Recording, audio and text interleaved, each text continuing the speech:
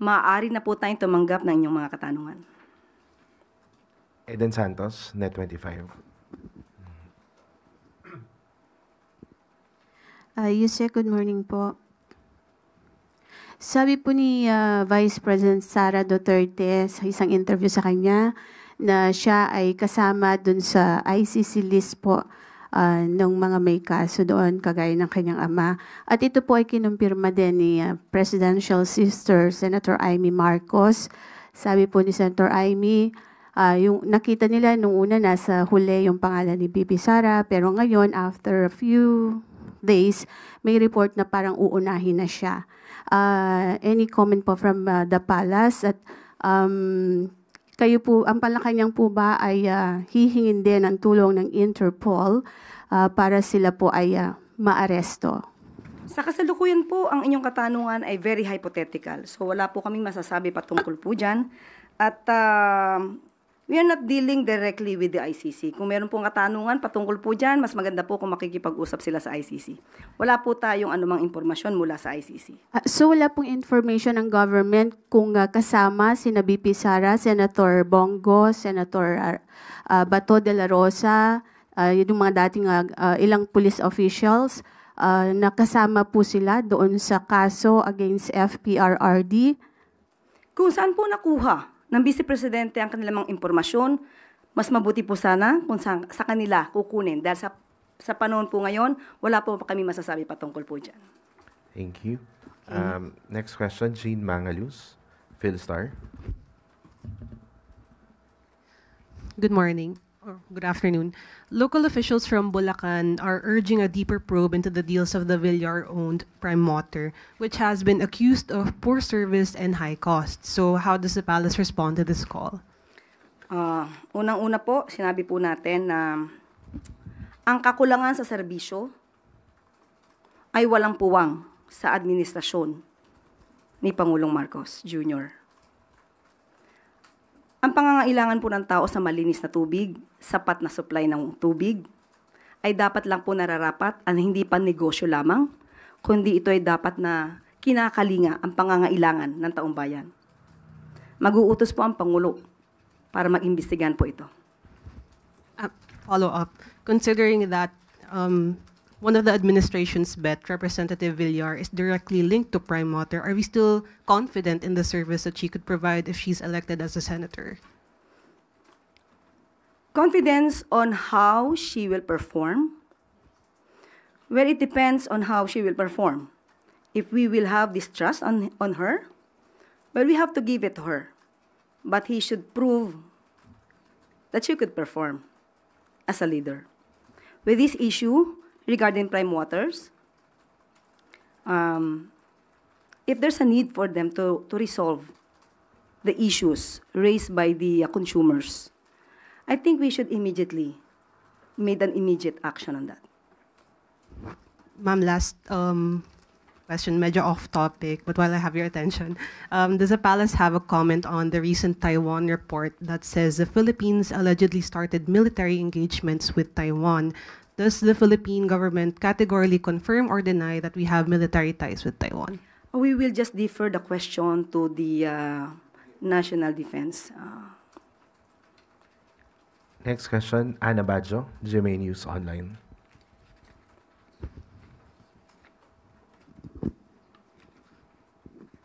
Good afternoon, ma'am. Ma'am, recently the NBI arrested a Chinese national with alleged spy device near Comelec. Has this information reached the president, and may we know if he has specific instructions regarding the matter, ma'am?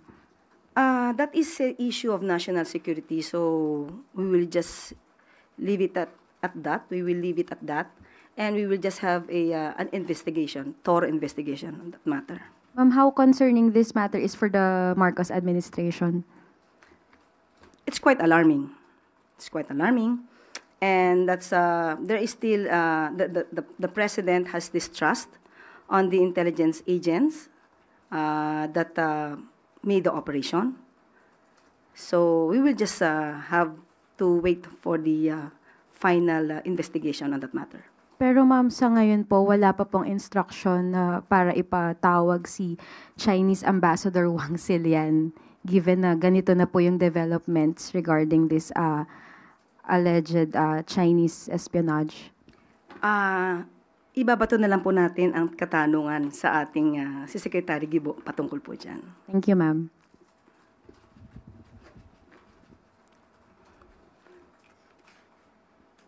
At bago po tayo magtapos, para sa ating huling good news, alinsunod sa pangako ni Pangulong Marcos Jr.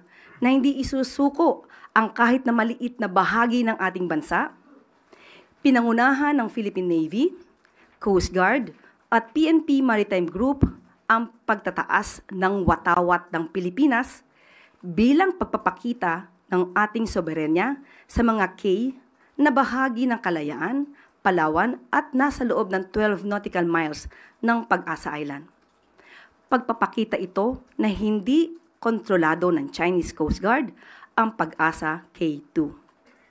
Muling iginigiit ng sandatahang lakas ng Pilipinas at mga katuwang na ahensya ang kanilang paninindigan na ipaglaban ang karapatan ng bansa, protektahan ang karagatang sakop ng Pilipinas, at ipaglaban ang karapatan ng bansa na naaayon sa international law.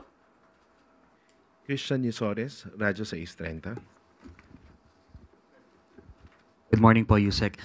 This week po, 2 beses na pumutok yung bulkang Bulusan sa Sorsogon, and batay po sa huling datos ng Office of Civil Defense, more than 15,000 na pamilya po yung apektado. Ano po yung direktiba ni Pangulong Marcos Jr. and siguro mensahe po sa mga apektadong residente?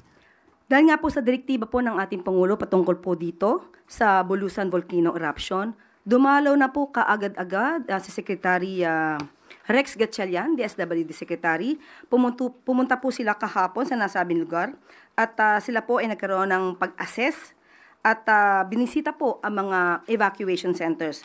Nandun din po, ready na po ang mga food packs para po sa mga naapektuhan at nagkaroon din po sila ng mobile kitchen dito sa Barangay Tughan, Juban, Sorsogon. At maliban po dyan ay si Director Claudio Yucot po ay sinicure na rin po, requested by the provincial government, ang air assets for area reconnaissance and sinabi din po na nagbisita na rin po sila sa mga municipality sa Sorsogon. At mamaya po ibibigay ko po sa inyo yung mga detalye ng mga nasagawa na po ng ating mga heads of departments and agencies. One follow-up lang, ma'am. May makasisiguro po ba sila na may sapat pong budget para po sa pagtugon sa Mount Bulusan eruption, kasi knowing na may patuloy din po na operation and pagbibigay ng response sa mga apektado ng Canlaon in Negros? Opo, nagbigay po ng report ang DSWD po at may mga standby funds po tayo and preposition relief stockpile. So, ibibigay po sa inyo ang mga detalye. Thank you po. Next question, Ivan Mayrina, GMA7. Yusek, patungkol ito sa libreng sakay sa LRT, MRT at LRT 1 and 2, MRT 3. Magkano ho ang gagastusin ng gobyerno para sa libreng sakay ito sa loob ng 4 na araw? Kung di po ako nagkakamali na ibigay po kanina ni Secretary Vince Dizon ang projected budget ng magagastos po dito for 4 days. From April 30 to May 3, opo, 4 days. At hindi po ito kukulangin at talagang popondohan po ito. May pondo pong sapat. Opo, magkano po, Yusek, if I may ask? Nasa aking cellphone po, alam ko po na report na po yata kanina ni Secretary Vince Dizon. Kaya lang po ito po ay nasa aking, naibigay po sa akin kanina ni Secretary Vince Dizon ang, bibigay ko po sa inyo maya-maya. Yeah. After ko makita po sa aking cellphone na Sige, ibigay ma'am. po niya yung kanyang. Opo. May tanong ko na rin po, karaniwan kasi pag halimbawa yan, Labor Day, just on the day itself ang libre. At specific sector lang yung magbe-benefit. For example, kung Labor Day, workers. Kung Veterans Day, mga veterans. Ano ho kaya naging decision-making dito? Bakit siya binigay ng 4 na araw at para sa lahat? Kasi po, kung May 1 lang po ibibigay, karamihan naman po walang pasok. So, hindi naman po nila mararamdaman. Yung benepisyo matatanggap po nila. At sabi nga po ng ating Pangulo, ito po ay pagpabigay-pugay na rin po sa ating mga workers. So, bigyan po natin kahit konting kaginhawahan at para maibsan naman yung konting hirap sa pamamasahe dahil malaki din po itong gastusin para sa mga manggagawa. At ito pong benepisyo ito ay binibigay ilang araw bagong eleksyon at sunod-sunod din po yung mga surveys on approval and trust ratings. Ano hong masasabi ng Malacanang sa mga maaring hindi maiwasang magbigay ng mali siya rito sa pagbibigay ng benepisyong ito sa mga manggagawa at sa mga commuter? Ang May 1 po kasi International Labor Day po ito. Hindi naman po natin pwedeng ibigay ito sa mga manggagawa sa December. So tama lamang po sa panahon kung kailan dapat sineselebrate po ang Labor Day, doon lamang po natin ibigay. Pero yun nga po, hanggang May 3. Opo. Para wag naman po natin bigyan ng mali siya. Hayaan po natin makinabang yung taong bayan sa mga maaaring itulong ng gobyerno sa kanila. Salamat. Jinky Baticados, IBC 13. Hi, ma'am. Ma'am, doon lang ako sa rollout po ng bigas para bukas. Ano po ang reaction ng Palace, ma'am? Dahil merong exemption na binigay ang COMELEC last Friday. It was signed already. But then po, sinasabi kanina ni Chairman George Garcia na they're waiting for the DA to have clarification with them kasi as far as they know, yung reso po na parang inilabas nila last Friday, sumasaklaw ng condition that says May 2 to 12 po, hindi siya applicable ang exemption. Okay, sabi nga po sa atin ni DA Secretary Kiko Laurel, nag-apply po sila ng exemption, nabigyan naman po sila. So ang hinihintay, sa buong kadiwa po ito, exempted po. So ang hinihintay na lamang po natin ay ang patungkol po sa LGU. Well, anyway, ang good news po, bukas po ilo-launch sa Cebu ang nasabing 20 pesos at lahat po, 20 bigas meron na. Okay?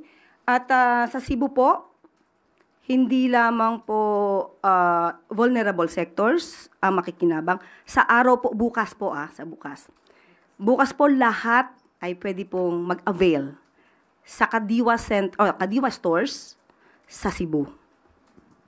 Hindi po pili, kundi lahat po na maaaring mag-avail po nito ay allowed po. Hindi po ito limited lamang sa vulnerable sector. Ma'am, I do not know how the Palace reacts on this because kanina sinabi niya na tomorrow wala pong problema because May 1 pa lang. But May 2 to 12, parang clear nila na baka kung maaari daw ay gawin na lang ang rollout kahit sa buong Pilipinas right after election. I don't know what the Palace would react on this one. Sa buong Pilipinas po? Ang sabi ni Attorney Garcia po, kanina nang in-interview siya. After election na lang. Kasi yung nga pong sinasabi nila on the reason na binigay nila for the exemption, May 2 to 12 lang po, ma'am. Kung yun po ang magiging panukala at polisiya po ni COMELEC Chair, tayo naman po ay tutugon.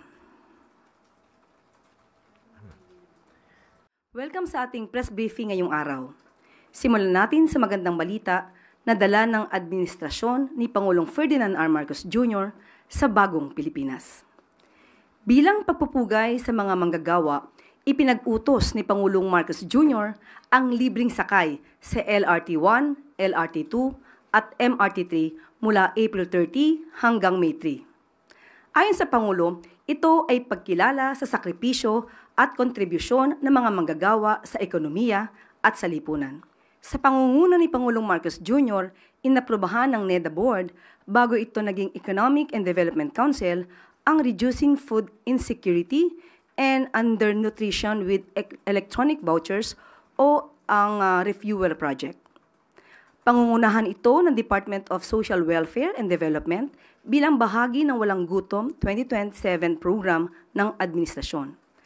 Target nitong mapalakas ang kampanya ng administrasyon laban sa gutom at malnutrisyon gamit ang electronic food vouchers mula 2025 hanggang 2028. Ayon kay Department of Economy, Planning and Development Secretary Arsenio Balisacan, layunin ng proyekto na palakasin ang social protection system ng bansa laban sa epekto ng krisis, sakuna at pagbabago ng klima. Ang refuel ay itinataguyod ng pamahalaan sa tulong ng mga international partners tulad ng Asian Development Bank. Isa pa pong good news, Patuloy pa rin ang pagtutok ng Administrasyong Marcos sa kalusugan ng bawat Pilipino. Bilang tugon ng PhilHealth sa panawagan ng World Health Organization na magkaisa laban sa malaria, pinalawak pa nito ang benepisyo para sa malaria. Mula 780 pesos, itinaas ito sa 1,170 pesos para sa diagnostic test, gamot at konsultasyon. Saklaw din ng paggamot sa malaria na walang komplikasyon ng 5,460 pesos sa primary care at 7,800 pesos sa ospital. Ayon kay Dr. Edwin Mercado ng PhilHealth, ang bagong malaria package ay hakbang tungo sa mas mabilis at abot-kayang serbisyo para sa lahat, bilang suporta sa layuning wakasan ang malaria pagsapit ng 2030. At ilan lamang po yan sa mga good news sa araw na ito. At dito po nagtatapos ang ating briefing. Maraming salamat Malacanang Press Corps. Magandang hapon para sa bagong Pilipinas.